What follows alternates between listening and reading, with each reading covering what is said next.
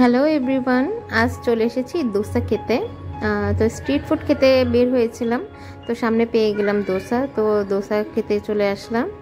তো এখানে আসলে অনেক ধরনের দোসা পাওয়া যায়, সাথে হচ্ছে ছোলা ভাটুরাও পাওয়া যায়। তো আমরা দোসাটাই চুজ করেছি।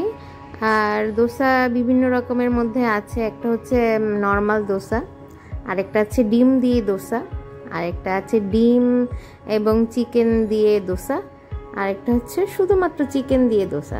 হ্যাঁ, তো আমরা হচ্ছে নিয়েছিলাম ডিম দিয়ে যে দোসাটা, সেটা। তো প্রথমে হচ্ছে ওরা ব্যাটারটা দিয়ে দোসার আকার করে নিল, তারপরে একটা ডিম ছেড়ে দিল, তারপরে হচ্ছে পেঁয়াজ কুচি কাঁচামরিচ কুচি দিয়ে দিল, আর ওদের একটা সিক্রেট মশলা লবণ টবণ আর কি কি যেন দিয়ে ওই মশলাটা দিয়ে পুরাটা ছড়িয়ে দিল দোসার উপরে।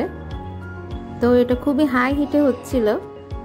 তারপরে এটা যখন কিনা পেছনের সাইডটা যখন কিনা ক্রিস্পি হয়ে যায় তখন ওটা উঠিয়ে ফেলে। আর দোসার সাথে ছিল আলু ভর্তা, আর হচ্ছে ছোলা, আর হচ্ছে চাটনি, আর হচ্ছে টক দইয়ের মধ্যে নারিকেল ছিল, তারপরে গাজর ছিল, টক দই মিক্সচারটা খুব ভালো ছিল। আর ওভারঅল দোসাটা আমাদের কাছে খুবই ভালো লেগেছে।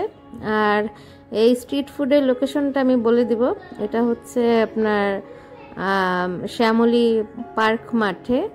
ওই মাঠটা চার সাইড দিয়েই হচ্ছে বিভিন্ন রকমের খাবারের দোকান বসে ওখানে।